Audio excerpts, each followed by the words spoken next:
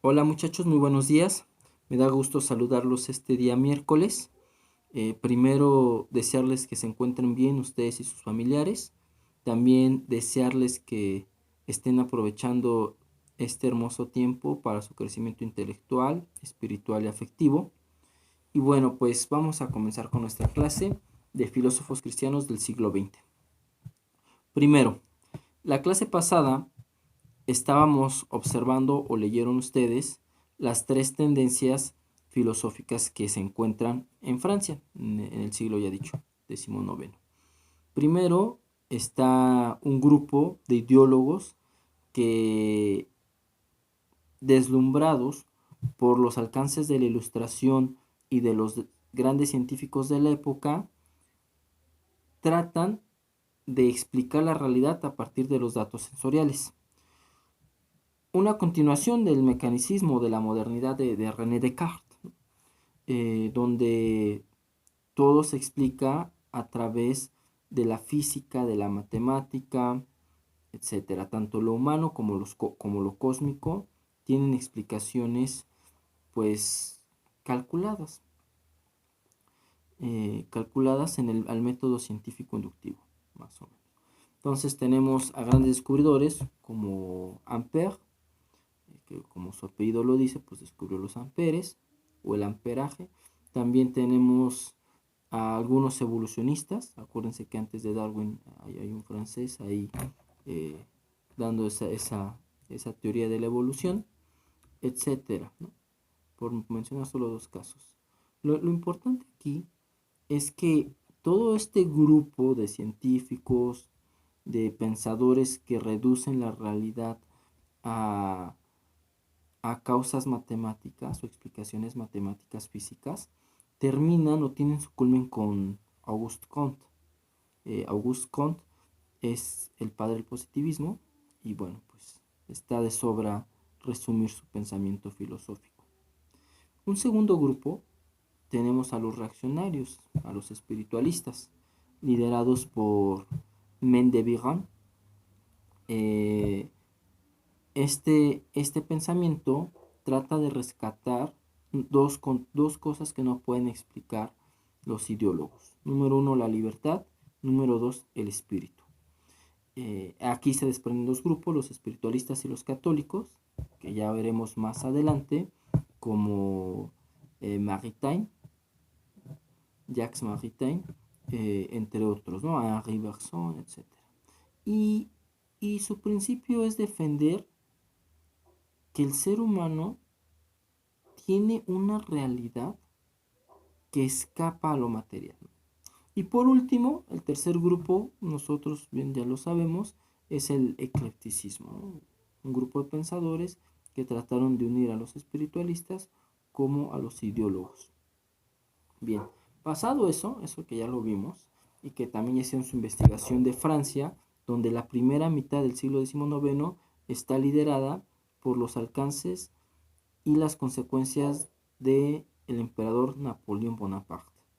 En el caso de Napoleón Bonaparte, se considera heredero de la Revolución Francesa y por lo tanto le hace la guerra o declara la guerra a varias monarquías absolutas cercanas a la France o a Francia. Bien, la segunda mitad, una vez ya derrotado en 1815-1816, exiliado en una isla, Napoleón Bonaparte, pues ya vienen sus consecuencias, ¿no?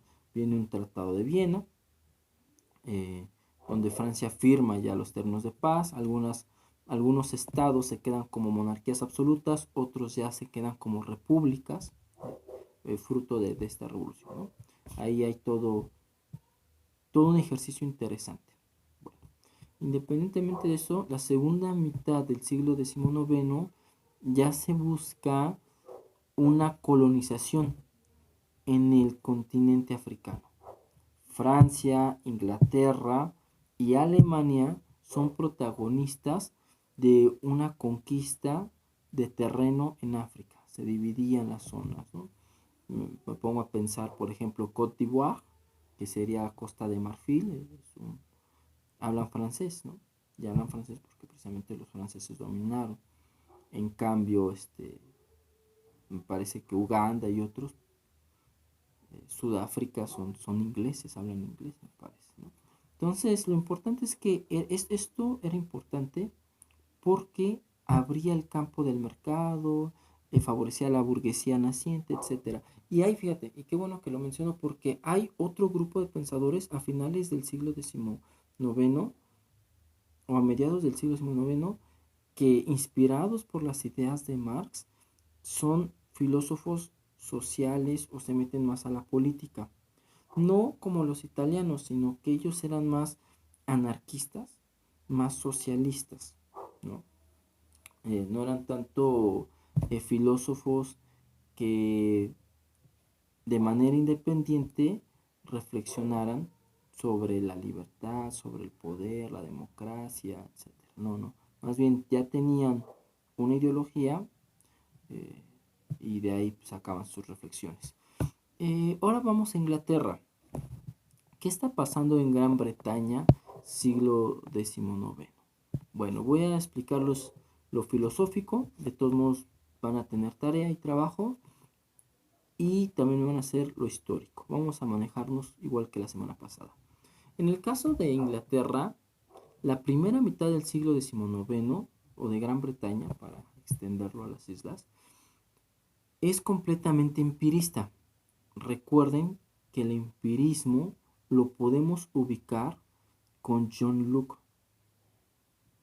o sea, el padre del empirismo. Es inglés, que habitó un tiempo en Holanda, etcétera.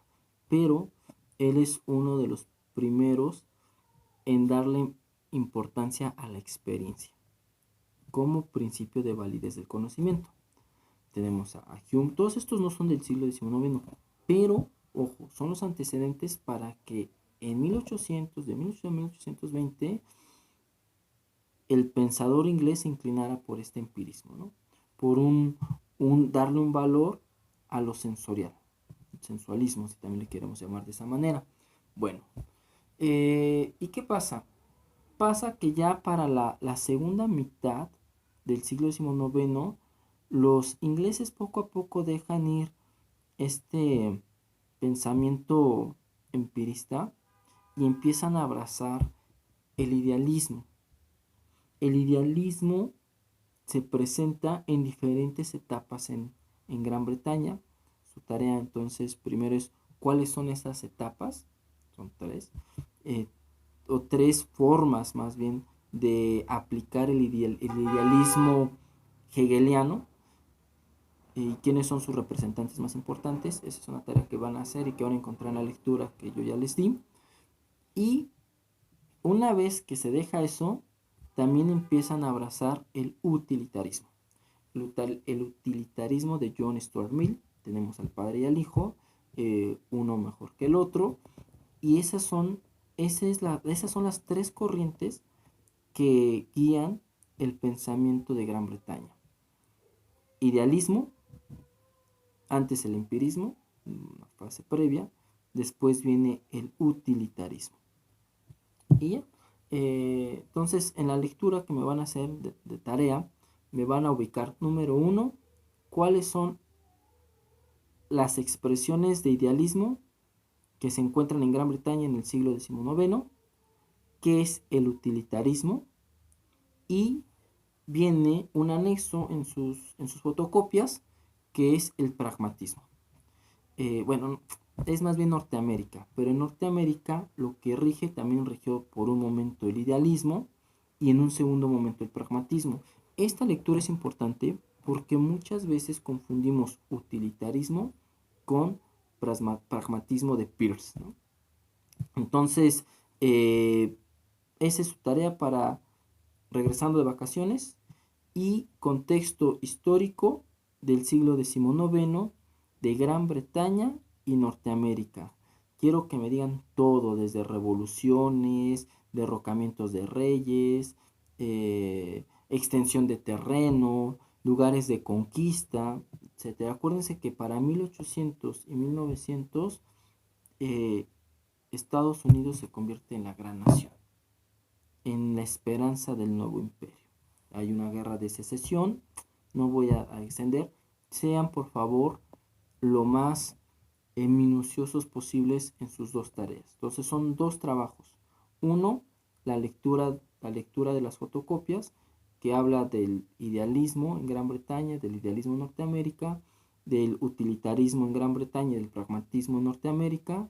Y la segunda tarea es el contexto histórico tanto de Gran Bretaña como de Norteamérica. Muchas gracias, les deseo feliz Semana Santa y Pascuas. Nos estaremos viendo muy pronto, les agradezco mucho.